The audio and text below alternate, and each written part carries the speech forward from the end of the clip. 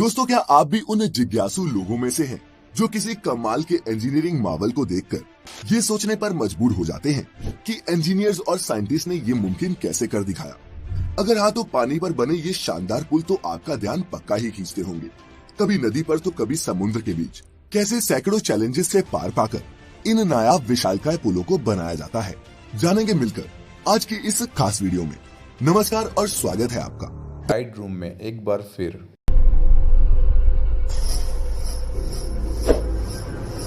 दोस्तों, हम सब ये तो जानते ही हैं कि पानी पर बने ये पुल हमारे जीवन का एक अहम हिस्सा है, क्योंकि अगर ये ब्रिज ना होते तो शायद कई गांव, कस्बे और शहर एक दूसरे से कटे ही रहते।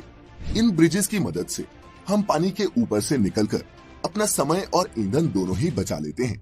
लेकिन इतना काम आने के अलावा दुनिया भर में चलती नदी पर बने ऐसे कई ब्रिजेस हैं जो मशहूर हैं, कुछ अपनी इंजीनियरिंग के लिए तो कुछ उनके आकार और कुछ अपनी हिस्टोरिकल इंपॉर्टेंस के चलते। इंजीनियरिंग डिजाइन के आधार पर पानी पर बनने वाले ये पुल कई तरह के हो सकते हैं। किसी भी ब्रिज का निर्माण जगह के आधार पर किया जाता है।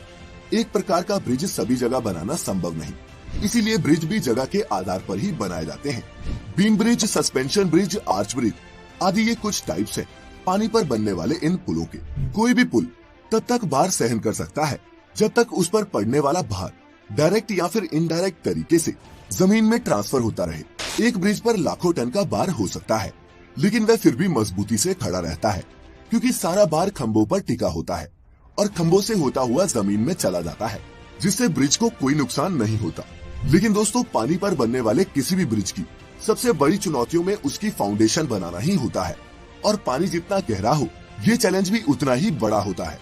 फाउंडेशन मजबूत होना बहुत ज्यादा जरूरी है, क्योंकि आखिर ये पिलर्स ही तो होते हैं जिनके दम पर इस ब्रिज को स्थिर रखा जाता है। तो कैसे की जाती है इस फाउंडेशन को बनाने की शुरुआत, आइए समझते हैं। तेज बहाव वाले नदियों के ऊपर पिलर खड़ा करने के लिए इंजीनियर सबसे पहले एक स्ट्रक्चर बनाते हैं, और उसको बनाते समय पानी की अधिकतम और न्यूनतम गहराई, पानी के बहाव की गति, पानी के नीचे की मिट्टी, पुल का भार, पुल पर चलने वाले वाहनों का भार आदि बारीक से बारीक चीजों का हिसाब रखा जाता है। इसके बाद पुल की नींव का प्रकार तय किया जाता है, जिसके हिसाब से नींव बनाई जाती है। इस नींव को कॉफर डैम कहते हैं। पिलर बनाने के तरीके के हिसाब से कभी कॉफर डैम का स्ट्रक्चर सर्कल में होता है तो कभी स्क्वायर में। अब सवाल ये है कि आखिर ये कॉफर डैम बनता कैसे है? कॉफर डैम को बनाने के लिए स्टील के लंबे लंबे पीसेस एक स्ट्रक्चर पर फिट किए जाते हैं, जिसमें इन्हें सर्कल या फिर एक स्क्वायर शेप दी जाती है, और जब ये बनकर तैयार हो जाते हैं तब इन्हें पानी के अंदर डाल दिया जाता है। दोस्तों, इस स्टील के स्ट्रक्चर को मशीन की मदद से धीरे धीरे पूरी एहतियात से पानी के अंदर डाला जाता है, ताकि ये उसमें अच्छी तरह से सेट हो जाए। इसके बाद मोटर और पंप के जरिए इस पूरे स्ट्रक्चर के अंदर के पानी को बाहर निकाल दिया जाता है, जिस वजह से यहाँ पर एक सूखी खाली जगह बन जाती है। इसी सूखी खाली जगह पर फिर पिलर बनाने का काम शुरू किया जाता है, जहाँ कई सारे वर्कर लगकर इस जगह पिलर बनाते हैं।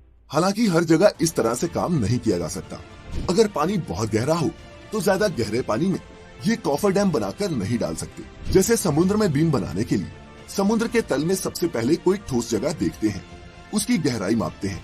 इसके बाद उस जगह पर बड़ी बड़ी मशीनों के द्वारा खड्डा किया जाता है, जैसे बोरवेल बनाते समय करते हैं। फिर उस बोरवेल में स्टील या फिर लोहे के मोटे पाइप डाले जाते हैं। फिर पाइप के अंदर का सारा पानी बाहर निकाला जाता है, जिसके बाद उस पाइप में सीमेंट और कंक्रीट का मिक्सचर भरा जाता है। जरूरत के हिसाब से एक से ज्यादा खंभे तैयार करके आपस में जोड़ भी सकते हैं, जिससे एक मजबूत खंभा तैयार हो जाता है। जैसे जैसे खंभे बनते जाते हैं वैसे वैसे उनके ऊपर रोड भी तैयार की जाती है। जब दो खंभे बनकर तैयार हो जाते हैं तब सबसे पहले बड़ी बड़ी मशीनों के द्वारा बड़े बड़े उन खंभों को जोड़ा जाता है, और ये सीमेंट कंक्रीट के ब्लॉक किसी दूसरी जगह पर तैयार होते हैं। ब्रिज का आधा काम बाहर कारखाने में किया जाता है, और आधा काम समुद्र या नदी जहाँ पर पुल बनाया जा रहा हो वहाँ। बड़े बड़े सीमेंट के ब्लॉक्स को समुद्र में ले जाने के लिए बड़ी बड़ी शिप्स को काम में लिया जाता है। वहाँ पहुँचने के बाद क्रेन के द्वारा इन ब्लॉक्स को ऊपर उठाया जाता है, और फिर स्टेप बाय स्टेप ब्रिज का निर्माण किया जाता है।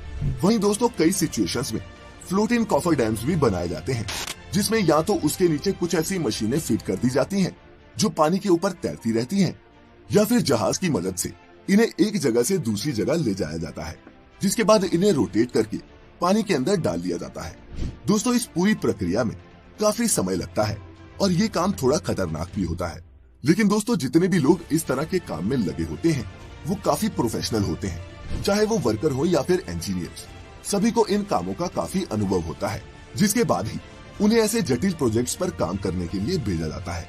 क्योंकि अगर ये ब्रिज किसी नौसिखिए द्वारा बनाए जाए तो उसका खामियाजा कई लोगों की मौत से भुगतना पड़ सकता है। अब हमारे अपने ही देश के मुंबई शहर में स्थित बांद्रा वर्ली सी लिंक को ही ले लीजिए। इस 5.6 किलोमीटर लंबे स्टील के स्ट्रक्चर को इंजीनियरिंग का बेहतरीन नमूना कहा जाता है, लेकिन पानी के ऊपर इसे बनाना आसान नहीं था। ये एक बहुत ही लंबा और चुनौती भरा सफर था, जिसे 11 सालों की अथक मेहनत और लगभग 1.25 लाख करोड़ के खर्च के बाद हमारे इंजीनियर्स ने पूरा कर दिखाया। तो दोस्तों अब तक तो आप समझ ही चुके होंगे कि इस तरह के ब्रिज बनाने में इतने पैसे क्यों खर्च होते हैं। ऐसे में ब्रिज बनाने में खर्च के साथ साथ काफी समय भी लग जाता है, लेकिन इसके बावजूद भी कई बार ब्रिज फेल हो जाते हैं। इस चीज से बचने के लिए प्रॉपर तरीके से ब्रिज बनाना बहुत जरूरी होता है और ऐसे में वो सभी एहतियात बरते जाते हैं जो जरूरी हो।